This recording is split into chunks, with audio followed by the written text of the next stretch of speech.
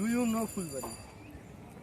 নামটার মধ্যে আছে যে ফুলবাড়ি সম্পর্কে কি জানো? তার পিছনে অনেক কারণ রয়েছে। তার মধ্যে প্রথম কারণটা আমি বলতেছি।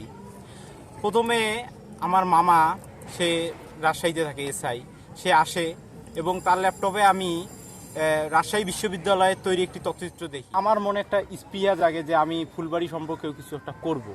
এরপর আমি নির্ঝর ভাইয়ের সাথে কথা বলি এবং তিনি বলেন যে মূলত এই ফুলবাড়ি সম্পর্কে এরকম আগে কেউ করেনি। কাজল নামে কেউ একজন করতে চেয়েছিল, কিন্তু ওটা ভবিষ্যতে তৈরি হয়নি। তারপরে আমি যাই পলাশ ভাইয়ের কাছে। কাজটা শুরু করি, বাঁধন আমার বাসায় আসে।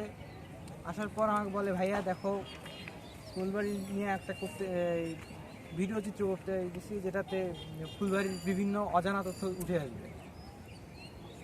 আমি ব্যাপারটা শোনার পর নিজের মনের মধ্যেই বলে যে হ্যাঁ, এটা একটা খুব ভালো উদ্যোগ।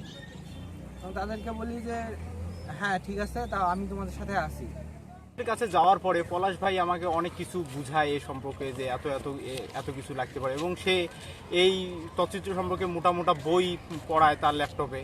এবং তারপর থেকে আমার অনেক কিছু ধারণা হয় এই তথ্যচিত্রে তৈরির পিছনে। এবং তারপরে আমি ওখান থেকে আমার বন্ধুদেরকে নিয়ে আলোচনা করি এবং তাদের মধ্যে প্রথমে কারো কাছে সাড়া না পাওয়ায় আমি ভীষণ হতাশ হয়ে পড়ি। এবং পরে আমার কয়েকটা ফ্রেন্ড খুব আমাকে উৎসাহিত করে এবং স্যারেরাও আমাকে উৎসাহিত করে যে না, এটা করতে পারলে তো তোমার লাভ আছে, অনেক কিছু তোমরা ফুলবাড়ি সম্পর্কে তুলে ধরতে পারলে এটা অনেক ভালো একটা জিনিস। কোচিংয়ে পড়ার সময় কোচিং চলাকালীন একদিন বাঁধন আমার বন্ধু, সে আমাকে এসে বলল যে সে ফুলবাড়ি সম্পর্কে একটা তথ্যচিত্র তৈরি করতে চায়। সে প্রথমত আমাকে বিষয়টি সম্পর্কে জানালো এবং সে বলল, আমি পলাশ ভাইয়ের সঙ্গে এই বিষয়ে অনেক আলোচনা করছি এবং পর্যালোচনা করছি। সে আমাকে কয়েকটা খাতার পৃষ্ঠা দেখাইলো, সেই পৃষ্ঠার মধ্যে পলাশ ভাইয়ের লেখা ছিল কয়েকটা বিষয়। আমি পড়লাম, জিনিসটা আমার খুবই ভালো লাগলো এবং বললাম হ্যাঁ বাঁধন, ফুলবাড়ির জন্য একটা কিছু করা উচিত।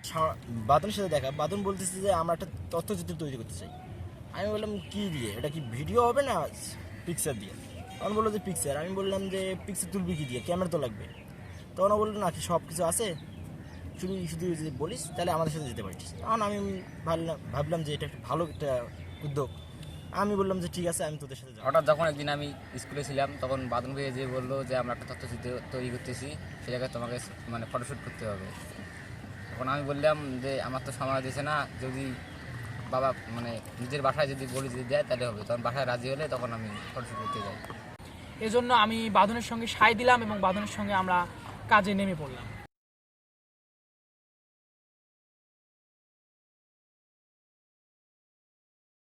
তো এই কাজ করতে গিয়ে আমরা প্রচুর অভিজ্ঞতা লাভ করছি এবং আমরা সর্বপ্রথম নারডাঙ্গায় গেলাম এবং সেখানে আমরা আমাদের তথ্যচিত্রের কাজ সর্বপ্রথম শুরু করলাম। সেদিনই ছিল তার 3-4 দিন পরে প্রথমে কাশীপুরে যাই এবং সেখানে গিয়ে আমাদের একটা সাইকেল হারিয়ে যায়। সাইকেল হারানোর ব্যাপারটা আসলে খুব লজ্জা, কারণ আমরা প্রথমে নামাজ পড়তে যাই, আমি আর আমার সহযাত্রী। এইসব নামাজ পড়ে মসজিদ থেকে বার হয়েই হোটেল ঢোকার পর সাইকেল রেখে হোটেল ঢোকার পর বাইরে এসে দেখি সাইকেল নেই। তখন সাইকেলটা রেখেছিলাম আমি, তখন বাঁধন খুবই যন্ত্রণাদায়ক হয় যে সাইকেল কোথায় গেল। আমি খুবই মর্মাহত এবং হতাশা বোধ করি যে আমাদের সাইকেল একটা হারিয়ে গেল। সকলের মনে, সকলের বুকে দুরু কাঁপুনি শুরু হলো যে আসলে আমাদের সাইকেলটি কি হারিয়ে গেল। কিন্তু না, হঠাৎ আমি দেখতে পেলাম আমার সাইকেলের সাথে আরেকটি সাইকেল। তো ভাগ্যবশত দেখা গেল যে ওই সাইকেলটি আসলে তিনি ভুলবশত আমার সাইকেলটি নিয়ে গেছেন এবং তার সাইকেলটি সেখানে রেখে গেছেন। সাইকেলটা ফিরে পাওয়ার পরে আমরা যখন নাম্বার দেই ওই হোটেলওয়ালাকে, তারপরে আমরা বাড়ি চলে আসি এবং অনেক কল্পনা করতে থাকি। তারপরে যখন সাইকেলটা আমরা পেলাম, তখন আমাদের আসলে খুব ভালো লাগতেছিল। ব্রিজের যে কাহিনীটি হয়েছিল সেটা হলো, আমরা চেয়েছিলাম যে মোগলহাট ব্রিজকে সবাই কাছ থেকে দেখতে এবং সবাইকে কাছ থেকে ছবিটা তুলতে এবং সবাইকে দেখাতে। মোগলহাটের ব্রিজের ব্যাপারে বলতে গেলে ভয়েই ছিলাম, ভালো ভয়েই ছিলাম, কারণ জায়গাটা নিরাপদ না। প্রায় আমাদের কাছ থেকে ব্রিজের দূরত্ব প্রায় 3 কিলোমিটারের মতো। তখন আমরা কিছু ছেলে এখানে রেখে যাই, কিছু ছেলে ব্রিজ ছবি তুলতে যায়। এখান থেকে মাহাবুল এবং আমি এবং অনেক জনে সেই ছবিটা শ্যুট করার জন্য যাই। তারপরে মাহাবুল আর কয়েকজন মিলে সেই ছবিটা শ্যুট করার জন্য একদম ব্রিজের কাছাকাছি যায়। সবাই ওখানে দাঁড়ায় আর আমরা ওখান থেকে অনেক দূরে হাঁটতে, আমরা মনে করছিলাম যে পাশেই আছে। কিন্তু যাওয়ার পরে আমরা চারজনে আমি সবাই আগে ছিলাম, কিন্তু সবাই আমাকে থামাচ্ছিল, যে কারণ বর্ডার এলাকা খুব রিস্কের বিষয় এখানে, যেখানে কেউ যদি বর্ডারের মানুষ যেতে ভয় পায়, এবং আমি খুবই মানে ভয় পেয়েছিলাম ওই সময় যে বিএসএফরা ওখানে কোনো কাঁটাতার নেই এবং নোম্যান্স এরিয়া। তারপরে আমরা ওখানে গেলাম, তারপরে যাওয়ার পরে ওখানে তথ্য নিয়ে আমরা এগোচ্ছি। এই অবস্থায় একজন বললো যে না ওখানে যাওয়া যাবে না, ওখানে বিএসএফ আছে। আমি বাঁধনকে বলি যে তুমি যাও, কয়েকটা ছবি তুলে নিয়ে আসো, কাছাকাছি যাবা না। কিন্তু বাঁধন একটু পাকামি করে এবং সে কয়েকজনকে নিয়ে যায়, একজনের জায়গায় 4 জন সম্ভবত গেছিল সেদিন। আমরা ওই সময়টা অনেক সময় ব্যয় করে ওইখানে এবং আমরা ভালো সঙ্গীতভাবেই ছিলাম। পরে সেফলি ফিরে আসলেও ব্যাপারটা খুব আসলে খারাপ ছিল এবং ভয়ঙ্কর ছিল আমাদের কাছে, কারণ কারোর প্রাণহানির আশঙ্কা ছিল এর মধ্যে।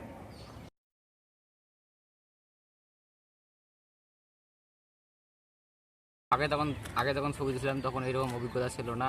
এই তথ্যচিত্রের পিছনে গিয়ে অনেক অভিজ্ঞতা হয়েছে। আমরা ছবি তোলার জন্য বিভিন্ন সময় বিভিন্ন জায়গায় গিয়েছিলাম। তো দেখা গেছে যে আমরা ছবি তুলছিলাম শুধুমাত্র সেই অপরূপ সৌন্দর্যপূর্ণ যে সকল স্থান রয়েছে, সেখানে আমরা শুধুমাত্র ছবি তুলিনি, আমরা ওই জায়গাগুলোর বিভিন্ন ধরনের সৌন্দর্য দেখেই আমরা নিজেরাই মুগ্ধ হয়ে গেছি যে এত সুন্দর মনোরম পরিবেশ। আসলে আমি কি আর বলবো, আমি ভাষায় প্রকাশ করতে পারতেছি না যে আমাদের ফুলবাড়ির মধ্যে এত সুন্দর মনোরম দৃশ্য ছিল। তবে ছবি তোলার সময় অনেকে বিভ্রান্ত হয়ে গেছিলো যে আসলে কিসের জন্য ছবি তুলতেছে। পরে আমরা অবশ্য সকলে মিলে তাদেরকে বোঝাতে সক্ষম হয়েছিলাম যে আসলে আমরা একটা ভালো কাজের জন্য ছবি তুলতেছি, এবং পরে তারা বোঝার পরে তারা নিজেরাই আমাদের আবার সাহায্য করতে শুরু করে দেয়। আমার ফুলবাড়ির অনেক জায়গায় আছে, আমি দেখি নাই। এই ছবি তুলতে যাওয়ার পর আমার এগুলো বলা যায় আবিষ্কার যে এত সুন্দর জায়গা ফুলবাড়িতে আছে। তবে তুলতে গিয়ে বিভিন্নখানে বিভিন্ন মানুষের সাথে অনেক সহযোগিতা পেয়েছিও, অনেক সুন্দর সহযোগিতা পেয়েছি। তারপরে আমার যাদের সাথে ছিলাম আমি, যে ছোটো ভাইরা, তারা অনেক ভালো, অনেক কিছু তাদের কাছ থেকে শিখেছি, তারা আমার কাছ থেকে অনেক কিছু শিখেছে। আর শেষ কথা বলতে গেলে আমরা চেয়েছি একটা ভালো কাজ করার চেষ্টা করেছি। আমরা দীর্ঘ 2.5 মাস যাবৎ কঠোর পরিশ্রম করি এই তথ্যচিত্রটি তৈরি করার জন্য, যাতে আমরা সকলকে দেখাতে পারি যে আমরা আসলে ফুলবাড়ির জন্য কিছু একটা তৈরি করলাম। জীবন যখন প্রথম দিন আমাকে এসে বললো যে তথ্যচিত্রের কাজটা শেষ, তখন আমার আনন্দের সীমা ছিল না যে আমরা এতদিন কাজ করার পরে ভালো একটা জিনিস তৈরি করতে পেরেছি। আমি আশা রাখছি যে আমাদের এই তথ্যচিত্রটি সকলকে মুগ্ধ করতে সক্ষম হবে, সকলের কাছে ভালো লাগবে। তো যদি সকলের কাছে ভালো লাগে তবেই আমাদের সার্থকতা, এটাই আমাদের সার্থকতা হবে। জানি না আমাদের কতটুকু ভুল ভ্রান্তি আছে, তারপর আপনারা সবাই ভুলগুলো ক্ষমা দৃষ্টিতে দেখবেন। এটা তৈরি করার সময় চেষ্টা করেছি ভুল কম করার, কিন্তু শেষ করার পর দেখেছি যে না, ভুল আছে আমাদের, এবং অনেকের কাছে অনেক রকম মন্তব্যও পেয়েছি। তবুও আশা করি এটা আপনাদের ভালো লাগবে, জানতে পারবেন ফুলবাড়ি সম্পর্কে একটু হলেও জানতে পারবেন। আর এটা আমাদের শেষ না, আরও অনেক কিছু করার ইচ্ছা আছে। এইভাবে প্রাথমিকভাবে আমরা এটা দিয়ে কাজ শুরু করেছি, আশা করি এটা আপনাদের ভালো লাগবে।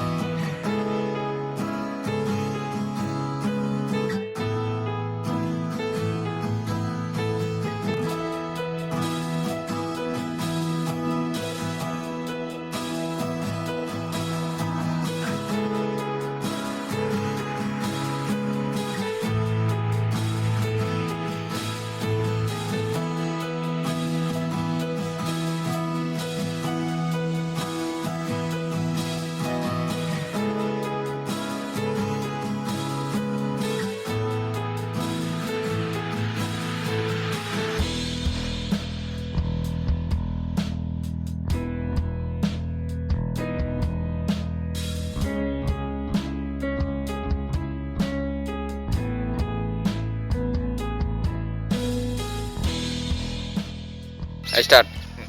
ভাই, আপনারা যে গাছটি বর্তমানে দেখতে পাচ্ছেন, এটা অনেকদিন পুরানো গাছ। এই গাছটি কে গেড়েছিল তার কোনো সঠিক হিসেব নাই। এখানে আপনারা দেখতে পাচ্ছেন কিচির মিচির পাখি, যা এটা হলো বাবুই পাখি, না সরি, বাবুই পাখি না, এটা টিয়া পাখি। এই টিয়া পাখি আমাদের অঞ্চলে বিরল। কিন্তু আপনারা এখানে আসলে